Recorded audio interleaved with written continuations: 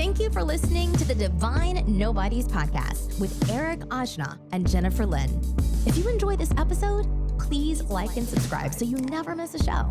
If you're on Instagram, please follow us at Divine Nobodies Podcast and join our ever-growing community of lightworkers and spiritual visionaries. Together, we can raise the frequency of our planet and bring in a new era of awakening and inner standing. Welcome to our tribe. And now your hosts, Eric Ajna and Jennifer Lynn. Hello, hello, hello. We made it, Jen. We made it to 2021. We did. And we're here in one piece. Yeah. And to the end of the Mayan calendar. To the end of my calendar. And we're here, but you know what? We're here just in a different way. Maybe our spirits are running the show more now this year than ever before. I would say that. Yeah, as we enter into the age of Aquarius. That's right. It's my people. Exactly, your people. Jen's an Aquarius, and she's one of the most intelligent, innovative women that I know. I'd vote for her, absolutely. But, you know, the Aquarian, what would you say the Aquarius embodies as far as like a personality trait? I would say that we're a little aloof, a little emotionally detached, but we're not jealous people. We're easy to get along with, mostly pretty creative and kind of like a little, can be a little spacey in our own head sometimes. Yeah. Just kind of like be bopping around. Where does the humanitarian piece come in? Yeah, I mean, every Aquarius that I know, and myself included, have a love for other people and for animals and a good sense of humility. Yeah. And are overall pretty kind and considerate people. Yeah. Even though we may not outwardly show emotion and we're not like super warm and fuzzy, we would never do anything to hurt anyone. So do you think that speaks to like a certain amount of your empathy, like you're empathetic? Yeah, I would say that. Yeah, because it's just like a different way of processing your feelings. Because a lot of people that I talk to, especially when it comes to Aquarius, is that whole separating your emotions from certain situations, which from the surface would come across as if they don't have feelings. Right. Yeah. Right. But it's not so much like that. I've been accused of that many times. Right. Yeah. You're really honest. The one thing I appreciate about Jen is she's an extremely honest person. And some would say that you'd have to have a very strong sense of self and character in order to accept that level of strength. But the one thing that I appreciate about Jen is there's a sincerity and an honesty to her cadence.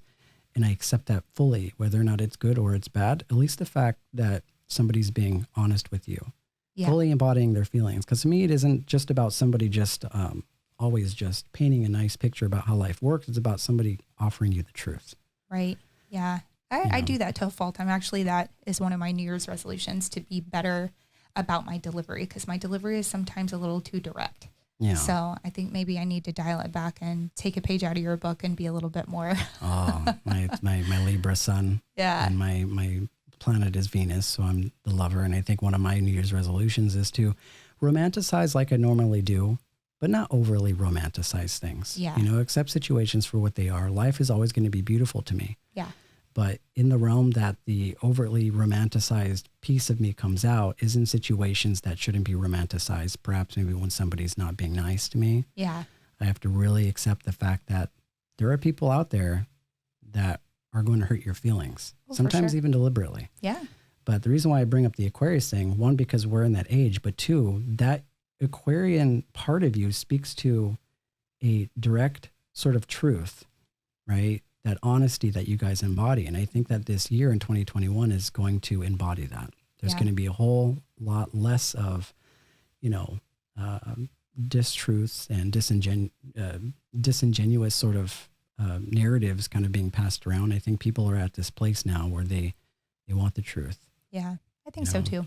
Yeah, they want the truth. And of course, innovation, technology, creativity, it's a very, very different space for where we were initially coming from.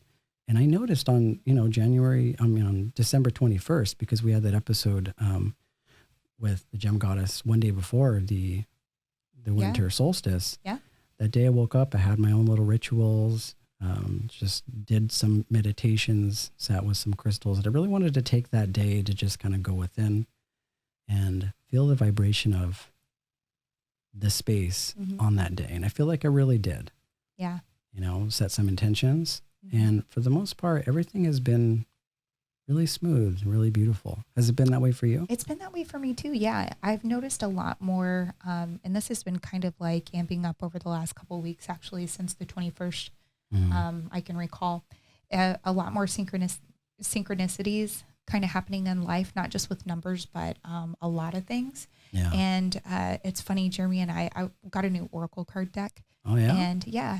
Oh, it's really pretty too. I'll show it to you after What the is show. it? It's really beautiful. Do you remember what it's called? It's a starseed deck, and it's gorgeous. I think I know which one you're talking about. A lot of pastel colors. Yeah, a lot of pastel colors. Yeah. Yeah. So I got both of this woman's decks. So it's a starseed deck, and then the other one is like in the light deck. I think it's what it's called. I don't remember exactly.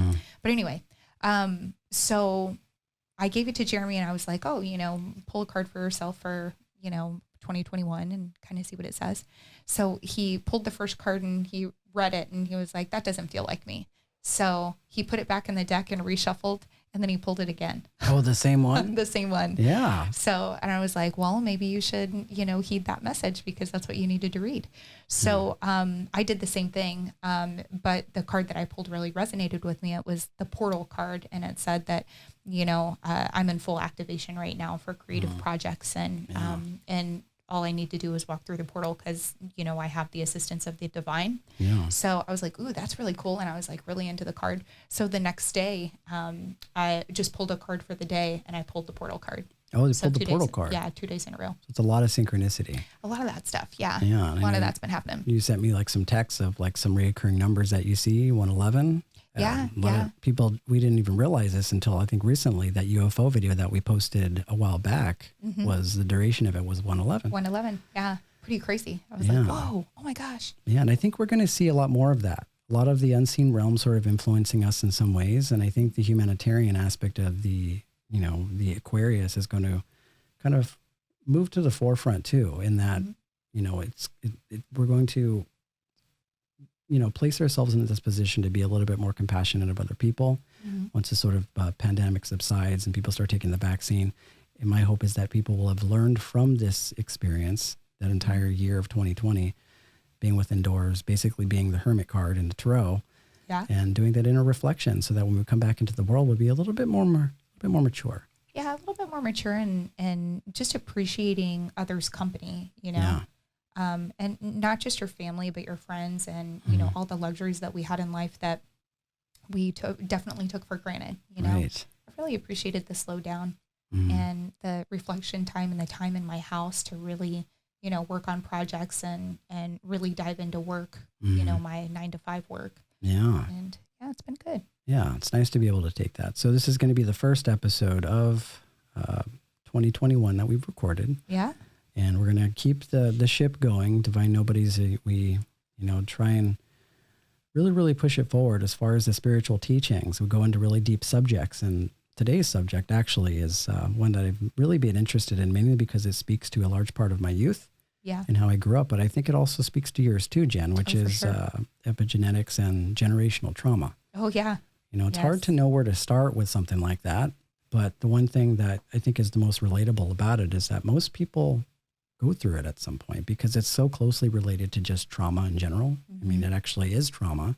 Yeah. But if you're in a family, you have a family dynamic and you have parents, whether or not they're together or separated, every family has their history of trauma and negativity. Oh, for sure. If it's not your parents, it's your parents' parents. And it just kind of goes down the lineage, the family tree. Yep. And we experience that in some ways.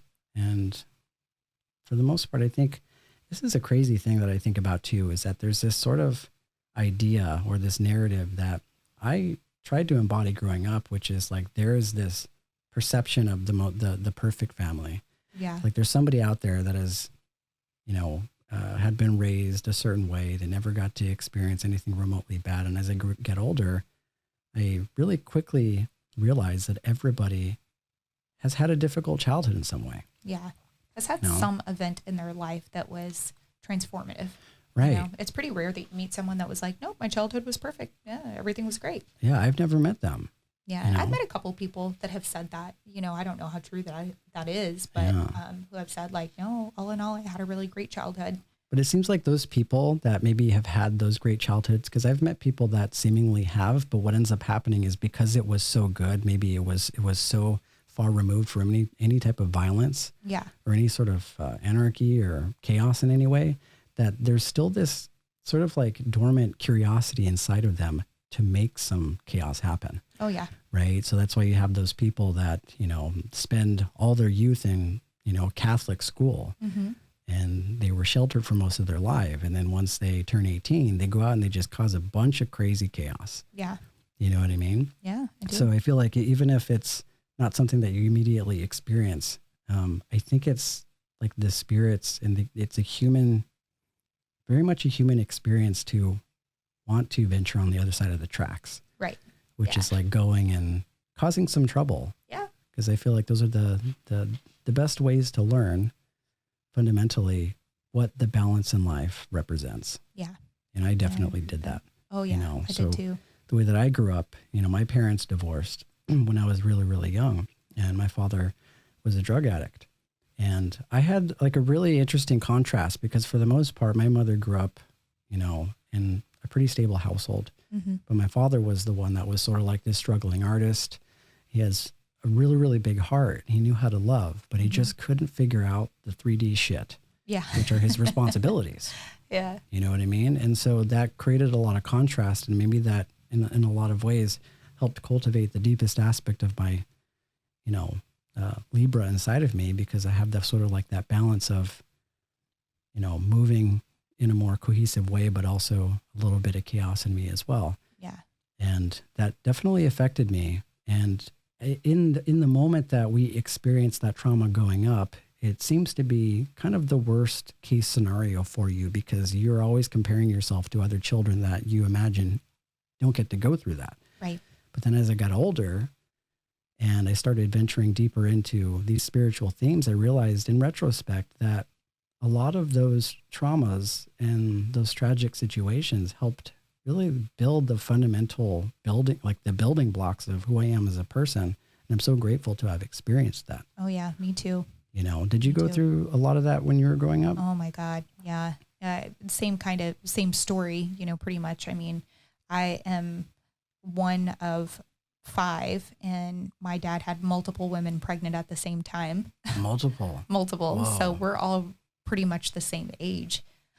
So let's just start there. And my mom was 16, so when you think about it like that, like my mom's only 16 years older than me. Yeah. I mean, which is so weird. Yeah.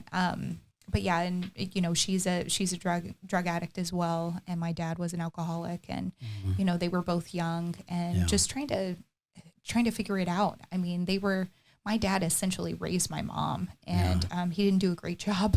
Yeah. Unfortunately. So they were really, really far apart in age. No, they were actually pretty close in age. My dad's young too. But my mom was just so young that she was really looking for that kind of like father figure. And my dad's very much a man's man, and very much a provider and a caretaker. He's that guy. None of his wives have ever worked, and he's had multiple wives. He just, he's that guy. Yeah. So, so he very much raised her, and unfortunately she missed out on a lot of those growing pains that like we got to experience, like being wild and going out and having fun, whenever you have children at a young age, like all of that responsibility and that burden is on you. So there was definitely some resentment on her side because she felt like I ruined her life. Yeah.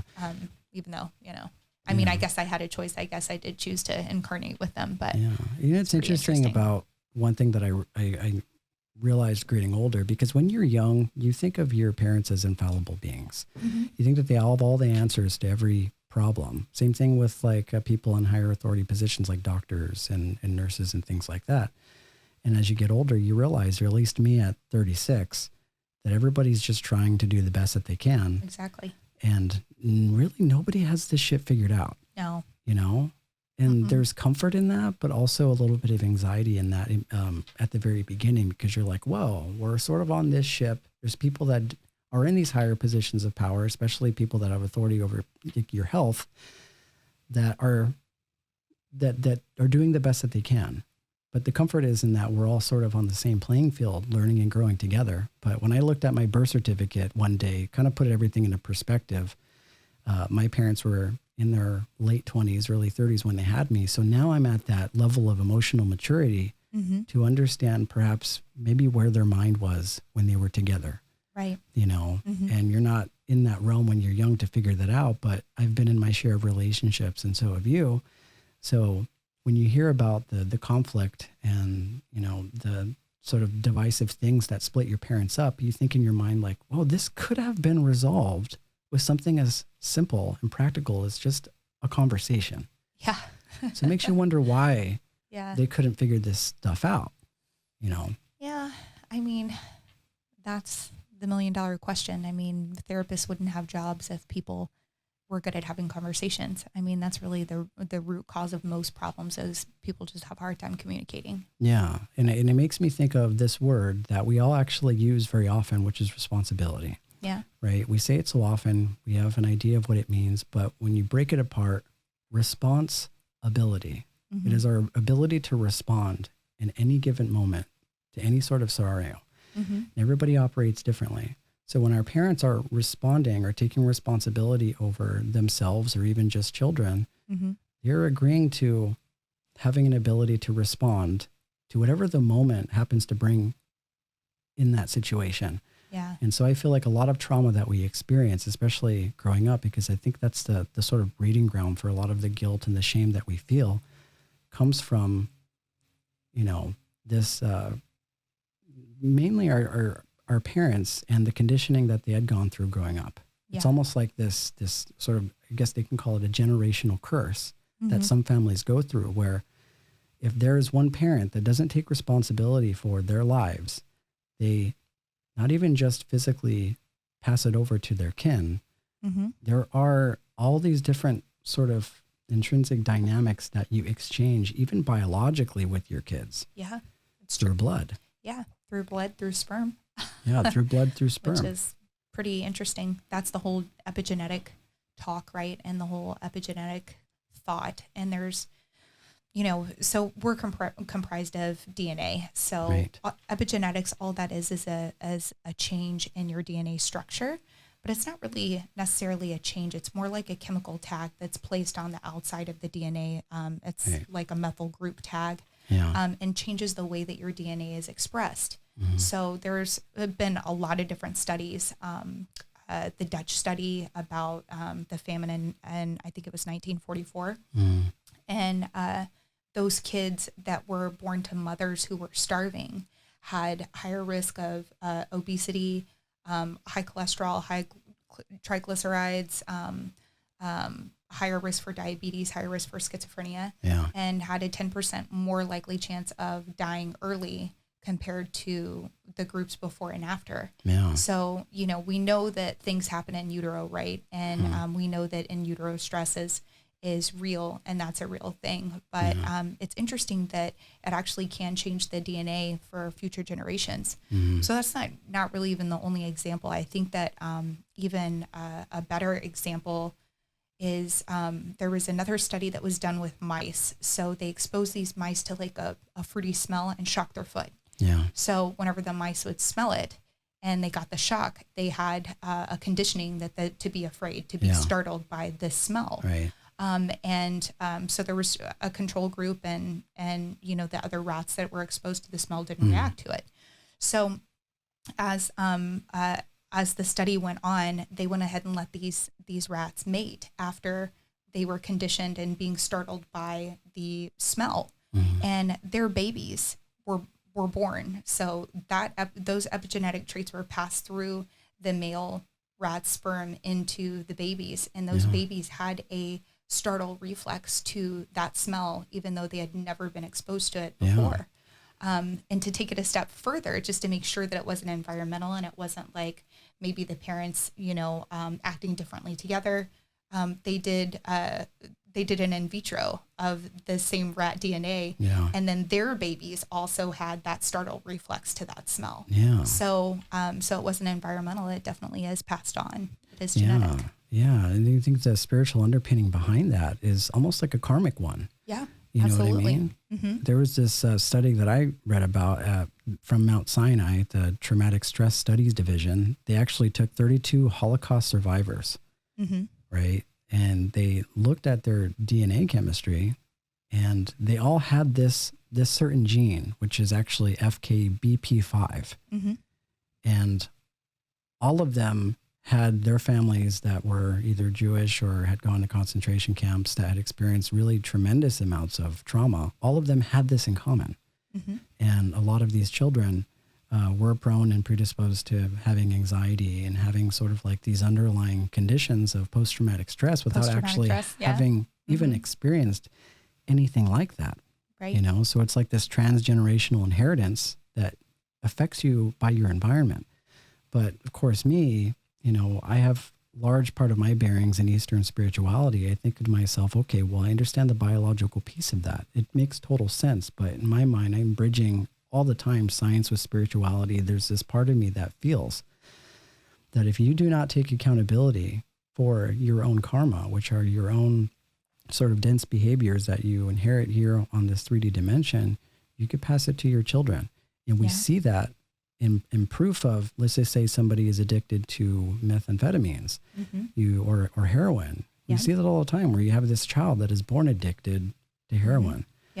You know, and at least from my experience with my father, he had gone through really enormous amounts of trauma growing up, and it was as a result of how he was raised by his father. Right. So it gets passed down, and a large part of it seems kind of unconscious, right? It really takes somebody really going within and doing the work on themselves in order to identify where these triggers are, where that trauma is, and to somehow cut cords with that, like cut emotional cords with that. And so it's not an easy process, because I think from my perspective, a lot of people that go through this are so conditioned into that experience that they don't even realize how chaotic it is, because once you go through a certain level of trauma for so long throughout the years, it stops being trauma to you. Yeah, you become desensitized to it. I'm that way with death, like from working in the hospital for so long and being around so much death. I never really had a fear of death or had that like response when someone died, where I was just had this enormous amount of grief. And it's not because I didn't care. It's just you become desensitized to those traumatic events. Yeah. And I think it's very much a part of the journey, our history, just even as a collective. We've gone through war, we've gone through famine, we've gone through slavery. A lot of these, you know, things happen as a result of unconscious behavior going unchecked. Yeah. Right. And karma has to be processed somewhere. It's like, at one point, do you stop being your parents and start being you? Because essentially, when I think about my lineage, and Alan Watts talks a lot about this too, which is like, he has this sort of idea that like we were never born because we were our parents at some point. You know, like sifting through the ether of their physiological bodies and their spirits. And at what point do you become you and stop being them? Like, we have our entire lineage and family history in our veins. Every war that my ancestor has ever fought is inside of me right now. Yeah. I mean, not just from a DNA perspective, but, you know, emotional, past life. So do you have any past life memories? Do you have any memories that have come through? I have, and that's another one of those things, right? Because dreams, I feel like, are incorporated into that. I've had several past lives throughout my life, or several dreams throughout my life that spoke to what I imagine to be a past life. I know that from seeing people that seem familiar to me in dreams that I've never seen before in real life. Even people that I've been in love with. You know, I've had dreams where I've straight up just woken up crying because I had somehow had to separate from a partner that I was just so in love with in this realm, but never seen before in my life. Yeah. You know, and I've also had dreams of, I think some of the most prominent dreams that I have had of are actually being like a warrior, having been in the war of some sort. Interesting. You know, and I've had situations where I've looked in the mirror, even in my dreams, because sometimes that happens. Sometimes that happens where I've tried to cultivate like a stronger practice when it comes to lucid dreaming and astral projection throughout the years. And sometimes you accidentally come across these situations where, you realize that you're in that space and you're like, okay, let me try and make sure that I'm here. And so you look in the mirror and you see yourself And I remember looking in the mirror several times and seeing somebody completely different, but seems so familiar to me. Yeah. You know, you ever gone through that where it's like you look at yourself or you see yourself as something other than what you are right now? Yeah. Yeah. No, I've definitely had some lucid dreams where I was someone else. But I didn't see myself in a mirror, but I knew I was someone else. I spoke a different language. I was Indian, 100%. Indian? Yeah. Yeah. Like Native American Indian. And I was a slave, and I escaped as a slave and was being like shot at and chased down. Yeah. So yeah, I remember jumping off of a train like it was like it happened to me, you know. It was crazy. Yeah. And one thing that I often hear, especially people in this community, is if you're in that community just in general, you're pretty much agreeing to taking responsibility over a lot of your own shadow that happens in your life. And then by default, because a lot of what happens in your life is driven by your family, we dive headfirst into this accelerated curriculum of wanting to heal ourselves. And then once we understand what it means to heal ourselves, we realize that we're healing our entire generation. Yeah. You know what I mean? That's so true. You're healing those generations coming before you. Right. Yeah. I did. One of our friends, she had the Chiron gong, and it's a past life healer. So I used to listen to her play gong all the time, and I would definitely notice things come up. And because they say that parts of your body will hurt, like whenever you're processing, processing whatever the frequency is of the emotion from the gong. Right. And I would get like stomach pains or headaches or, whatever while I was listening to her play. But, hopefully that helped. And, I think next to, sound healing, just setting in an intention to kind of stop the bleeding is really important, because your mind is so powerful. And as long as you're aware that like, hey, I have this generational trauma that I need to work through, setting that intention to work on it is really all you need. Yeah. It's like the first thing I think to something like that is just acknowledging the fact that it's there. Yeah. It's crazy that human beings, we go through a lot of seeking and a lot of looking for what can potentially be the issue without really directly looking into it once we find it. At least from my experience, sometimes when you identify the trauma as being there, you kind of approach it in a more systematic way where it's like, okay, well, I'll do a little bit of work and then I'll avoid the rest.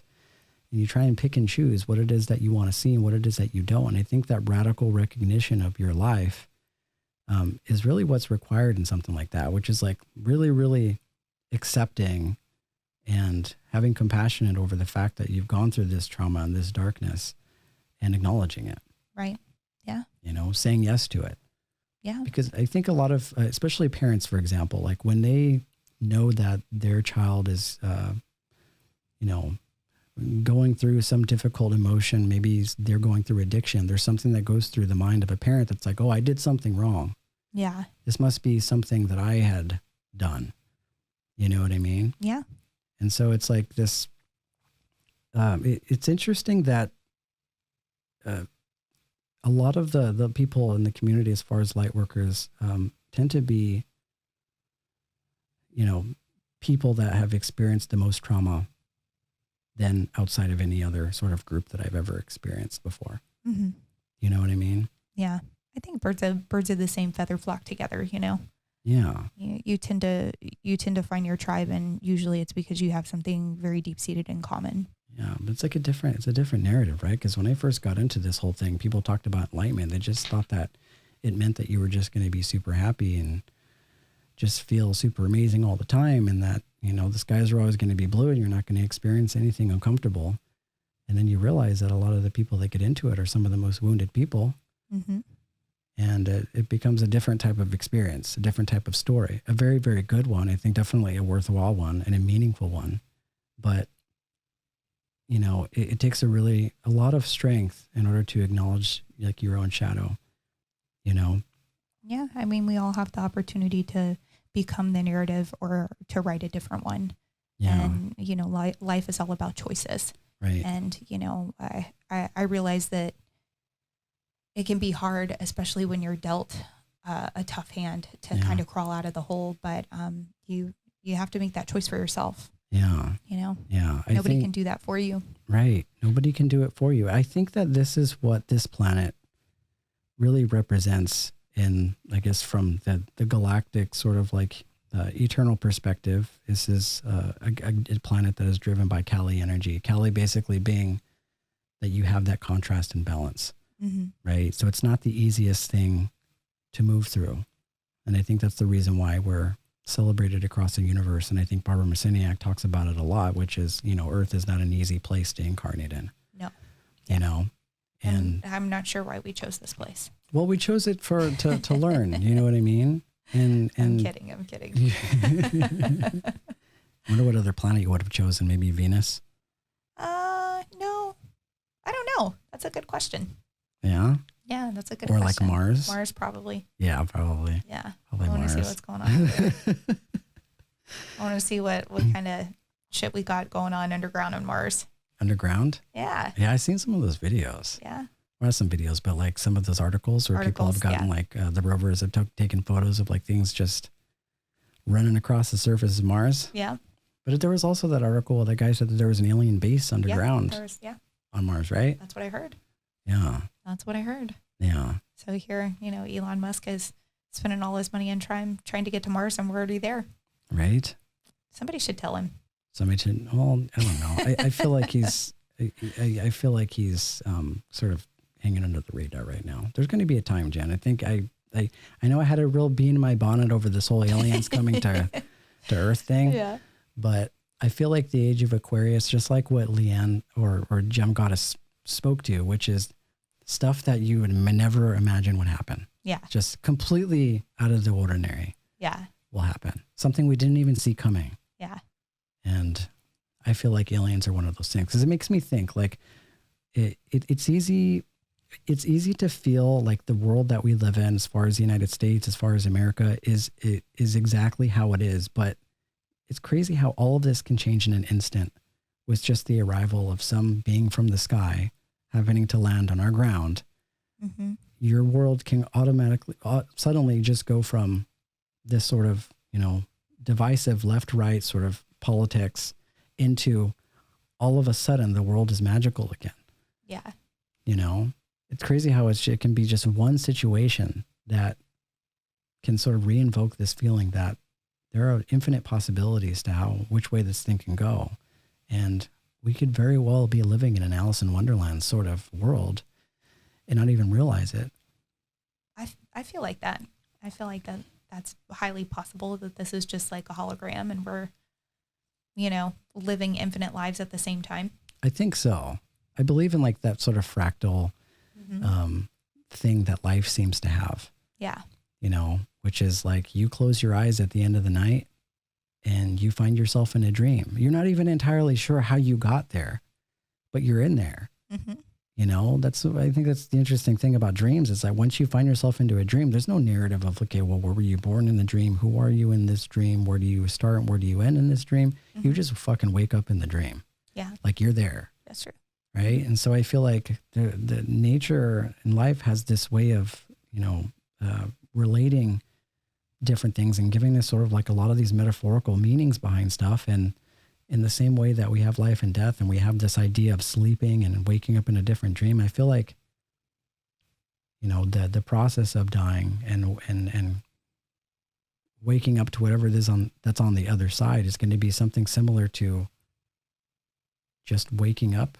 Maybe not even being born, but just waking up as if somehow you were just taking a nap for a little bit. Yeah. I think it'll feel like that. That'll just trigger something in our brain and we'll all wake up at the same time and be like, holy shit, whoa. Yeah, like you'll wake up in your house. Yeah. And your partner or Jeremy will walk by and you'll be like, whoa, I just had a crazy dream. Yeah. And because there's no like linear sense of linear time in those dimensions, it'll just be like a blink of an eye. Yeah. In an instant. I was watching this alien show on Netflix the other day, and it was, just basically one of those shows that had like all high-ranking government officials talking about like, yes, there's aliens, and their experiences and who was covering what up, that kind of thing. Yeah. And lots of different space vehicles, right? There's the spaceships that look like Tic Tacs, the ones that are just like the regular silver disc with the little dome on top. Yeah. One that's kind of shaped like a manta ray. I mean, just all the blue one that was in that article, which recently. looked like a long just strand. It looked like of light. Yeah. So I was wondering in space, and hear me out on this. In space. Joe Dispenza. I was wondering if those are like, I mean, obviously they're alien vehicles, right? They're like the equivalent of our car. Yeah. I wonder if there's like a hierarchy of space vehicles, and they're like, oh, you're still flying that Tic Tac? That's some old shit, you know? Like if that's like a Pinto in alien times. I don't know. Maybe, but they seem to defy the gravity and just aeronautics altogether. Yeah. Because I but noticed they all look so different. Like they don't all look the same. Right. There's no like, it's not like when you're driving down the street and all cars kind of have four wheels and they're aerodynamic and they kind of do a thing.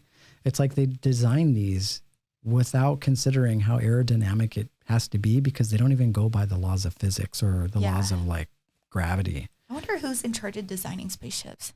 That'd be a fucking cool job. Maybe I want that job. It's probably Elon Musk. Probably. You know? Yeah. Are there like Tesla spaceships out there that we don't know about yet? Probably. I bet Honda's going to have one too. Honda? Yeah. It's crazy. I know that we have the technology for flying cars and all this crazy shit. We just don't have the money. Yeah. And even if they did, like a hoverboard came out a few years back and everybody was just like, you know, if you were a fan of Back to the Future, they're like, man, second they come out with a hoverboard, I'm going to fucking buy one. Yeah. But it's like, no one's got the money to pay $1,100, $1,500 for a hoverboard. Yeah. You know, I mean, if it's simply for the rich, yeah, that's one thing. But, you know, if you want to have a Back to the Future scenario where you just see, you know, a freeway in the sky, you're going to have to dial it down a little bit. Yeah. And make it a little bit more affordable. Yeah, it's kind of like flat screen TVs when they first came out, like plasma TVs. Everybody was like, whoa, going away from the box TV. Yeah. And they were so expensive, $4,000 or $5,000 for a TV. Yeah. And now you can get one at Walmart for $200, $300, you know, like and that really wasn't that long ago. I mean, that was like 15, 20 years ago. Yeah. I found a straight up plasma flat screen on the street the other day. Yeah. People just fucking leave them outside now. You know? I'm just like, okay, I mean, I took it, obviously. Obviously. You know, I ain't no punk bitch. I had like I can put it to good use as a monitor, you know, but. It's better than it being in a landfill. Exactly. But you're right. I mean, hopefully things like hoverboards will become a little bit more practical. Yeah. And people can kind of do that whole thing, you know.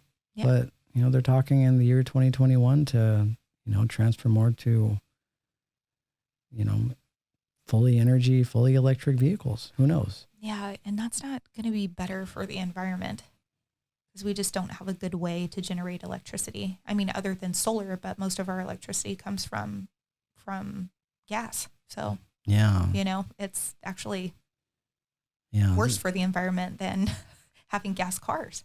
Yeah. I don't know which one is good. As I actually watched this talk, or I saw a clip of it. I think it was Bob Lazar and Joe Rogan where they were talking about Tesla's theory of free energy. Mm-hmm.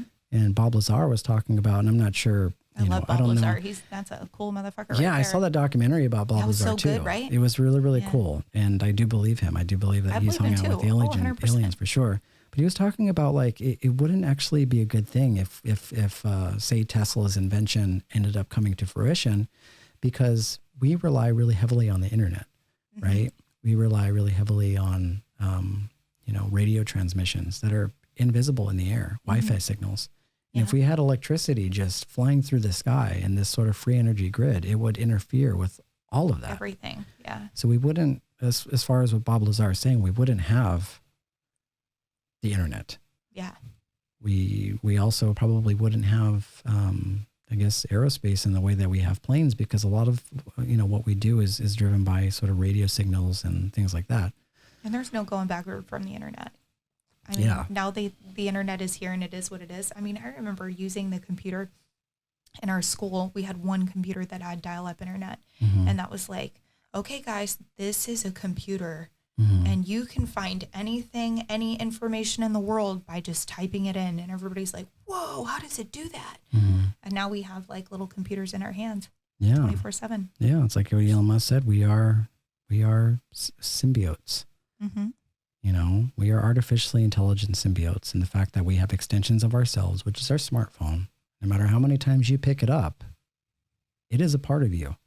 It has all of your information on it. Yeah. It has your life and pictures, your communication through text, has access to your bank, everything. You know, so at this point, you really can't stop that ship. Nope. And I feel like probably within 5 or 10 years, just like what Elon Musk talked about in the interview with Joe Rogan, like we're a lot of people are going to have that Neuralink. Oh, that's so crazy. That's so crazy to me. I don't know if I can get on board with that. I'm not ready. Yeah, it's a hard thing because I'm just going along for the ride. Yeah. I try not to overly attach myself to sort of material or worldly things. And I feel like there's a much larger force moderating our universe and our planet, and it knows what it's doing. And whether or not I honestly can't say that force is good or bad, because it isn't. It's not any of those things. It's just sort of like a natural order and a natural cycle that happens. There is we have our 12-month cycle, but the universe has an entirely different sort of realm of cycles. The Kali Yuga being the one that we're in, which is probably the most destructive Yuga. The Yuga basically being like a galactic year. And that is a year where humanity gets to kind of a low point. Because I think of the world that we are a part of, especially the planet, as being almost like a thought in the mind of God. And Emanuel Swedenborg talks a lot about this. He actually likens the planets to almost like the chakra system. Like we're a part of like this galactic sort of like large, like human. I guess the best way I can describe it, because Source isn't actually a human. Yeah. But in the same way that we were talking about fractals earlier, we have our bodies. Inside of our bodies is a universe, much like the universe that we see outside. It's just at the microbial level, right? In space. In space, right? And I thought about this the other day. It's like when you eat something, when you consume something, when you smoke something, when you ingest anything that alters the balance of your body, there are all of these different chemicals and things that are going on inside of your body. Your organs are processing food for you. You don't even have to do anything, right? It's like whatever you enters into your body, it's like something's coming into their house, and they just automatically have this, this instinctual drive to process anything. And I feel like our society is a perfect example of that, in the fact that we work together. There's a certain harmony that takes place with us and nature and other people. And then once you expand, like your mind expands out to the universal level, then you have things like, correspondence with aliens. But once you kind of broaden even bigger than that, I feel like the planets, even because astrology says this, speaks to a large galactic sort of eternal, like being. Yeah. That's an interesting theory. Like we could all be thoughts in the mind of God. Just, each individual thought, maybe we can be one of those little receptors, like one of those little neurons that fire in the mind of God, by us just waxing poetic about these things. We happen to just be maybe on the right side, or the right brain side of God, that wants to be more creative, wants to understand things a bit more. So we're like the messenger molecules that go in and try and sort things out by talking about it. And although we can't come to a conclusion, because only Source and God can come to that conclusion, at least we're assisting him in the process. For sure. You know what I mean? Yeah. Interesting. Was this out of a book? Yeah. You could actually read about it in Emanuel Swedenborg's Heaven and Hell book. All right. I'm gonna have to read that. That's an interesting thought. Yeah.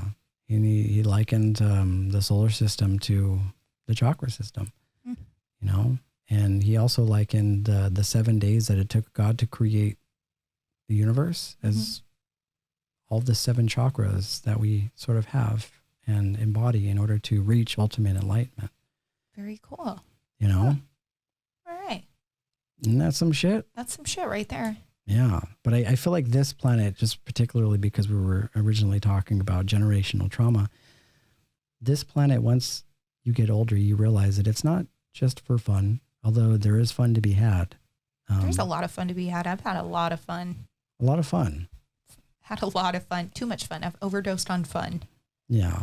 But you had to get to that point in your life in order to really, truly appreciate what fun means, right? Oh, for sure. It's because my childhood wasn't fun and it was such a fucking hot mess. Yeah. That as an adult, when you have control over your own shit, man, I was like, oh yeah, all about the fun. Yeah. And I was so much all about the fun that I didn't really like settle down in life till I was almost 40. 40? Yeah. Really? I was in my late 30s before I really started to settle down. Wow. So there was a Jen that I may not even ever see. No. That existed somewhere, right? That Jen that, oh yeah, man. You're a I sassy was a little wild miss? one. A sassy little miss is an understatement. I was a wild one. Really? Mm-hmm. Oh. And that's the interesting thing too. And because I was as well. Yeah. You wouldn't think so. Yeah, I wouldn't think so. But I mean, it's not like you're so reserved and so cool. I've always been who I am. I think it was just as far as like my venture into the shadow, it was more about not being good to myself. Yeah. You know, yeah. So I've never been my body was not a temple. I'll tell you that. Right. Exactly. Yeah. You know, and I think that ties to a lot of the generational trauma sort of piece, because unless you are actively working on yourself, you're going to go through all these different ways of self-medicating the pain. Yeah. Mm-hmm. By turning against it and acknowledging that it's even there at all. Mm-hmm. That's true. Know? And you think that it's somehow just going to resolve itself. But, you know, there are things that I think about that I've forgotten from my childhood all the time that come up, you know, here and there throughout my life, as if somehow one day it's just going to go away. It's like, no, it'll stay with you. Mm-hmm. And if you don't go through it, you're going to pass it over to your kids. But the way that I think that it happens is that you embody a certain feeling, a certain energy, maybe like some anxiety. So say I had some baseline level of anxiety. Going back to kind of how I grew up, I did have panic disorder, which I was sort of prone to having panic attacks and anxiety. At the time, I didn't know what it was. What does that feel? I've never had a panic attack. What does that feel like? A panic attack, the physiological part of it is that your body just fills up with adrenaline, fills up with cortisol. And so your flight or fight comes in. And even if you're not in a flight or fight situation. Even if you're not in a flight or fight situation. You get a rush of those chemicals. You get a rush of those chemicals. And it's hard to explain, but you're not thinking rationally. When those chemicals move through your body, you are convinced that there's an issue somewhere. But when you're young, you're not aware that that issue is you. Yeah. You're not aware that you're the one that is creating this feeling that there's an external threat, because there's not. Like the primitive functions of the mind, as far as the flight or fight, work to serve you in lots of great situations. Mm-hmm. But in the wild, or even just being protected, like there are times when the flight or fight should be operating correctly and efficiently, but we live in a society that is really largely generated, governed by our thoughts. And we deal with a different type of fear now, which is emotional fear, which is us creating something to fear, right? Right. Which is always like, and the way fear happens as far as emotional fear is when we lose touch with the present moment and we get lost more in the past, which obviously isn't even here, and in a future that doesn't even exist. Yeah. And as long as we're, reevaluating and looking at the mind, essentially, which is this storehouse and this collection of thoughts and memories, then we're always going to be prone to having things like anxiety, because we want to try and change something that tangibly can't be changed. So there's this separation between us and the reality of what's going on. So how did you get past that whenever you had a panic attack? Like, how did you get through it? What did you do? Well, in the beginning, I was very afraid of it, and I tried to deny the fact that it exists by running away from it. And I think that creates more fear, obviously, because you have a division between your heart and your mind. Yeah. Right? So then when you feel it coming on in the future, it's only, and you can't control it, right? Like you can't stop it. Yeah. So the thing is with the mind is when you resist, I mean, this doesn't even just have to go with my panic disorder. Anytime you resist anything, it just makes it worse. Yeah.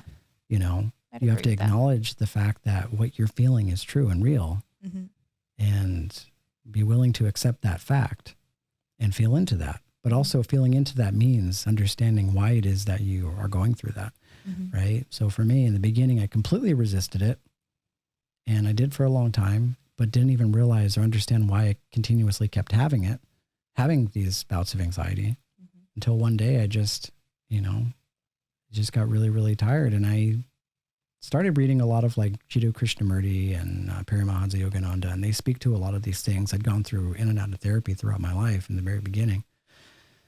And there were a series of spiritual awakenings, at least from my perspective, that I went through that helped to kind of get the gears going as far as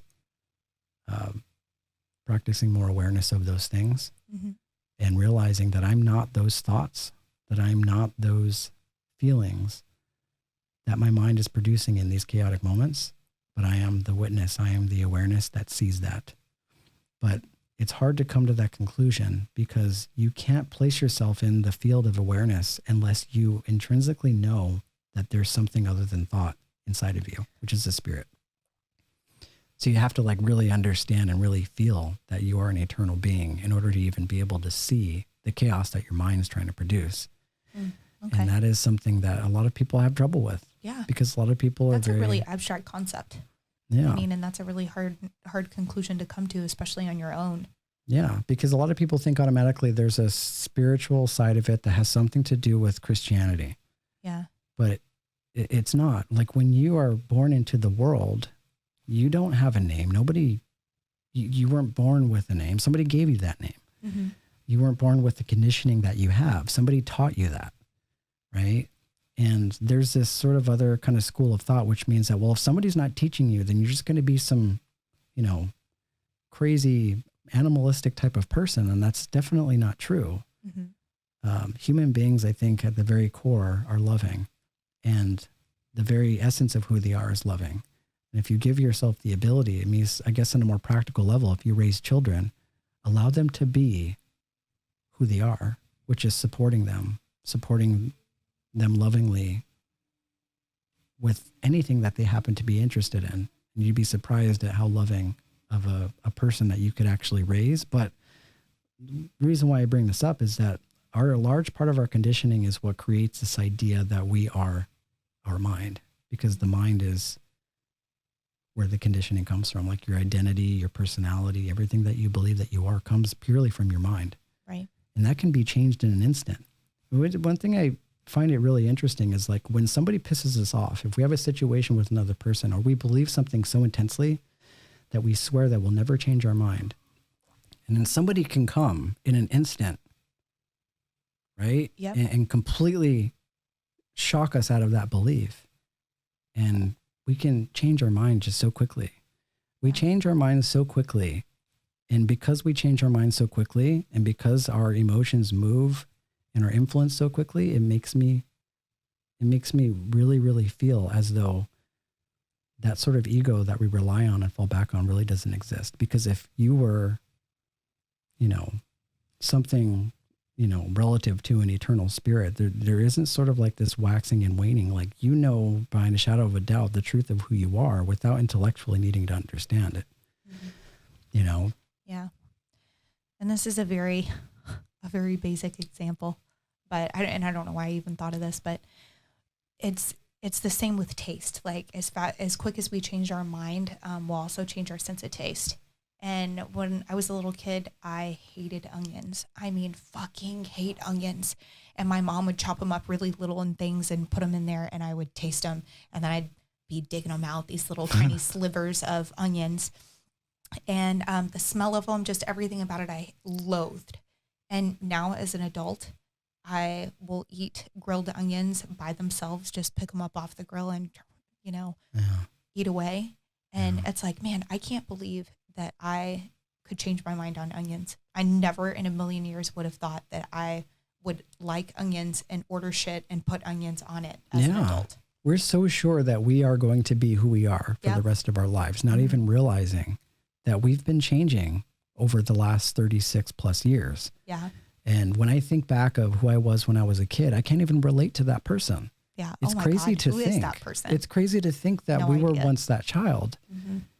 that somehow lived 36 years into the future. And this is who I am now. Yeah. And I don't relate that child as being me. No. Because literally thousands and hundreds of cells inside of your body are dying every second of every single day. Mm-hmm. Right? And nature has this way of showing us like our eternal beingness, and just the very fact that we go to sleep and wake up in the morning, because in the morning, nature is so compassionate that it gives you the opportunity to start fresh, to start new. And I'm not talking just rested in your body. I'm talking about like renewed in your spirit. Mm-hmm. And it is us that dream ourselves back into existence in the morning. That is all choice. That isn't intrinsically who you are. You make the decision in your mind when you wake up to remember who you are, as far as what your ego wants you to be. But if you find yourself into these extended periods of maybe meditation or silent retreat, you'll realize that you believe you are really doesn't exist. It's crazy to think that people, it's crazy to think that some people believe that without their mind, they can't exist, right? But who are you when you're not thinking about who you are? Like, you're just here in this moment. Mm-hmm. I'm not saying like I'm not saying to not use your mind, because obviously you need to do it in order to do practical things. But this overuse of the mind, I don't know if I've talked about this story before, where Alan Watts actually talked about an organ that works properly. You don't notice that it works. Mm-hmm. Like an organ that is functioning in a healthy, cohesive way, you don't notice it. Like you don't notice your digestion sorting through your food. You don't really notice until you eat a funky piece of pizza, right. or exactly. Then you notice something's wrong. Right. Then you notice something wrong. You don't notice your lungs breathing the air. I mean, you do if you pay attention to it. Mm-hmm. But that is a compassionate act from the universe, because the reason why you don't notice it is because you're healthy. Yeah. Right. But the second you get sick, the second you get an upper respiratory infection, it's all you can feel here in the chest. Yeah. And there's this, every part of you is like, I don't want to feel this. This doesn't feel very good. Mm-hmm. So all of your attention is drawn to this space, right? Mm-hmm. The mind is the same way. If your mind is working properly, you don't notice that it's working. But when your mind isn't working the correct way, when your mind is sick, in the same way that you have an upper respiratory infection, mm-hmm. all you hear are thoughts. Right. It's like your mind has this way of, bodies have this way of showing us when we're overusing something. Mm-hmm. So if all you're doing is thinking thoughts all the time, that is your mind's way of saying like, hey, you need to calm the fuck down. Yeah. Because our minds are not designed to just be maxing out on thoughts all the time. Yeah, that's it. And that's one of the whole points of meditation, right? Is not necessarily the absence of thought, but just slowing the thoughts down, like slow it down and try to sit in silence and try not to have thoughts, because there's so much that you miss in the noise. Yeah. And you could even go a bit further, which is you acknowledge at some point that even the trying of not having thoughts just creates more of the same thing. More thoughts. Yeah. So the best thing that you can do is just sort of, you know what I mean? It's like you can't talk about it. Right. Because the second you try and intellectualize or create a process out of silence, it becomes more of the ego trying to create a process out of something that doesn't mm-hmm. have a process. Yep.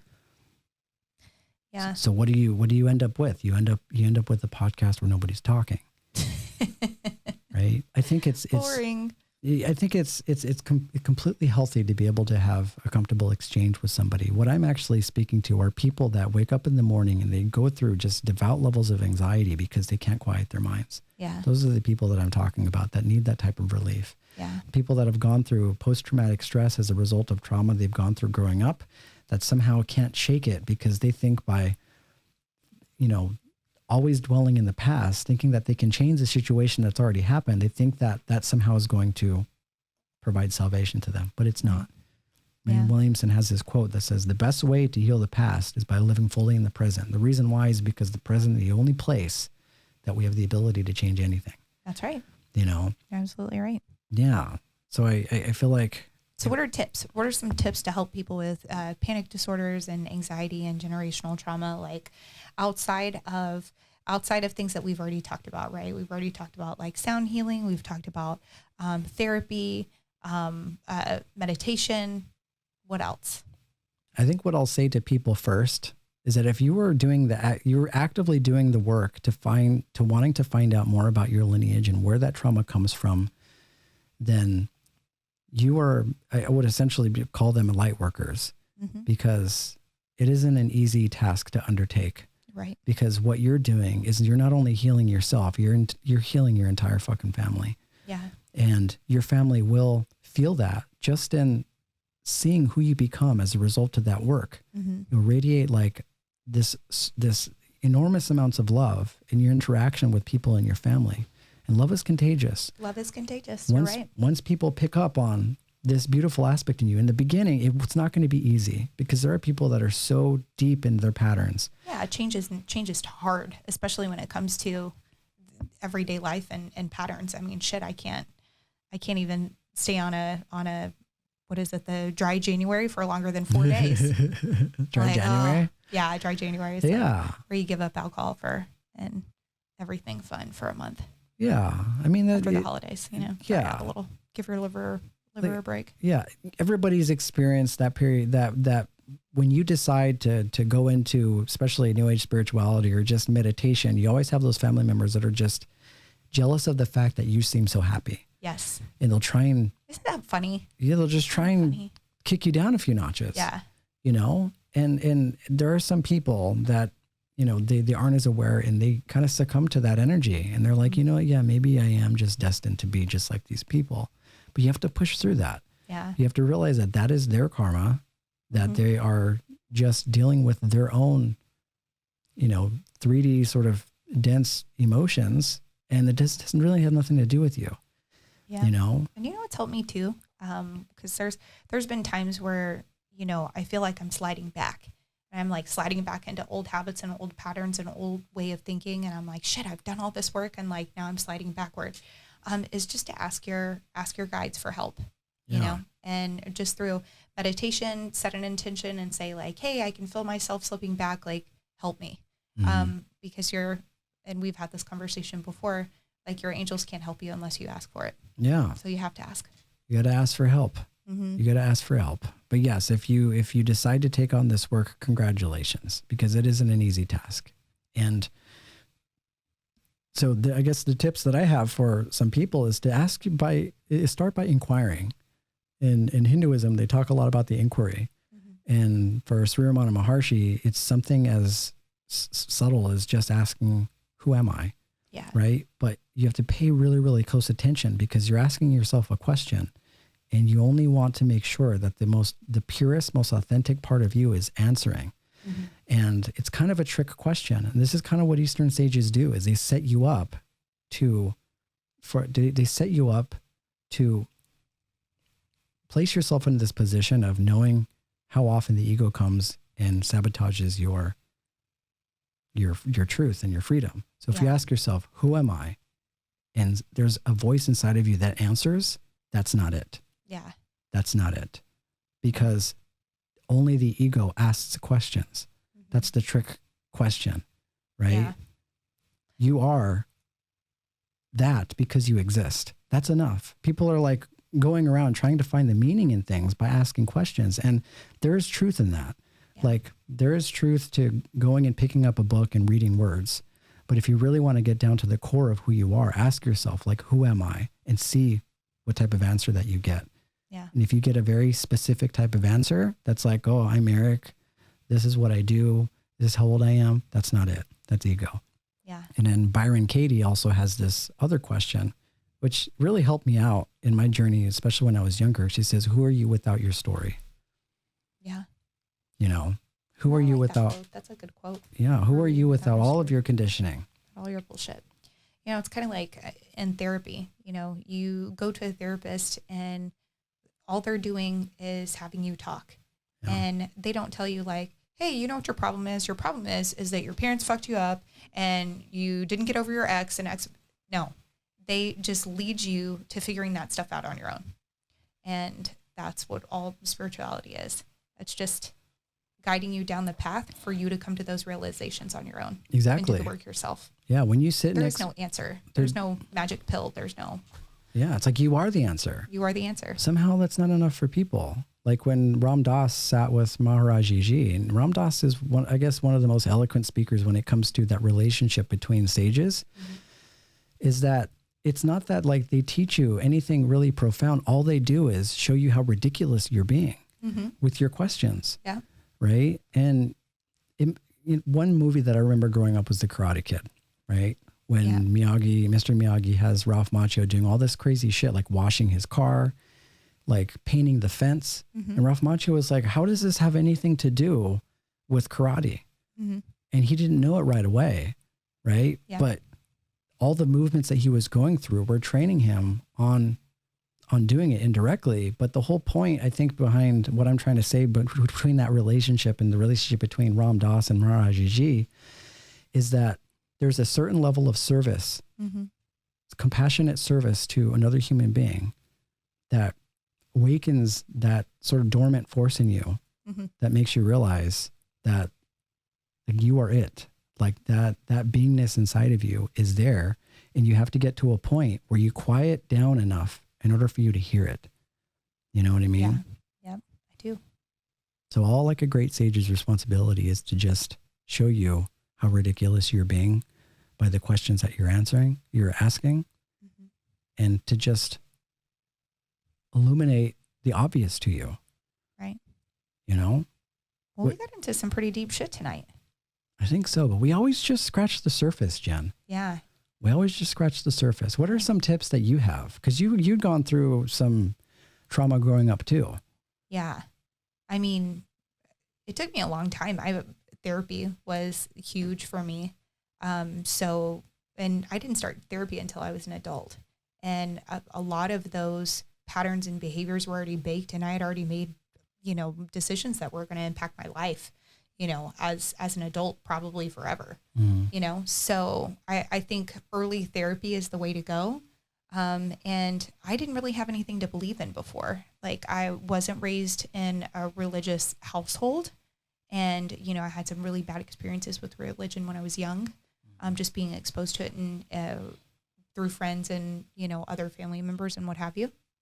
So, having something to believe in, no matter what that is, if it's New Age spirituality, if you ascribe to a certain religion, just having some sort of like hierarchy or belief system. And I just had nothing. So, so I think that those were two major things that really changed as an adult for me. And then also, kind of like opening the door of meditation. Meditation was extremely helpful in getting over some anxieties and some fears. Like, I had a lot of fear-based actions, and a lot of the decisions I've made in my career and in my life have been strictly out of fear, so, and I'm still trying to undo that stuff. So I mean, meditation for sure. And, of course I'm big into sound healing and all those things as well. Yeah. And that's really good advice. Yeah. That's really good advice. I think the one thing that me and you do share is that we've entered into this work to heal ourselves, but I think we're also doing a lot of good for our families too. Yeah, absolutely. Like there's and this has opened a lot of conversations. I mean, even this podcast has opened a lot of conversations. I mean, I have a very Catholic family. And I had a discussion with my aunt the other day, who is, a very devout Catholic, about the Catholic Church and suicides and, why the Catholic Church has these beliefs. And it was really, really interesting. And I was able to connect with her on a way that I never connected with her before. Yeah. And also to hear that, she's like, oh, well, it just depends on the church because, some churches are more progressive than others. And, it depends on the priest and X, Y, and Z. So I was like, interesting. That's the one thing that I love about just love in general, is that when you embody love, you're embodying this sense of just understanding who you are, being secure with who you are, being confident with who you are. And if you get to that point, then it won't be a question of having to impose your beliefs on other people. Right. People will just see that you're radiating this quality, and people can't deny that. And I think that's what people need to do that are going through family trauma. Just work on yourself, work on loving yourself, working on what that means, and go through those practices, and people around you in your space will start to learn from that. Yeah. And you'll teach them indirectly. Yeah, absolutely. You know, you're absolutely right. Yeah. We'll have to, just like we talked about earlier, we always scratch the surface. We can always go deeper. And in 2021, this is a super serious. This is one of our more serious podcasts, I think. Yeah. Yeah. And it'll just keep getting more serious, Jen. We're going to, it reminds me of this quote by Rumi that says, you have to keep breaking your heart until it opens. Yeah. And that's what we're going to keep doing. We're going to keep breaking hearts until, hopefully we're not breaking hearts, but you know, we're gonna, because you know, it may, in the beginning it seems like an unfortunate thing, but once you break the heart, there could be something much more beautiful hidden underneath there. That's true. Something that can't be broken, maybe something that maybe an alien, maybe an alien. Exactly. Thank you guys for joining us. This is our first episode of 2021. We wish everybody a happy new year. Hope you're getting down with those New Year's resolutions, and we'll talk to you guys soon. Namaste, friends. Namaste.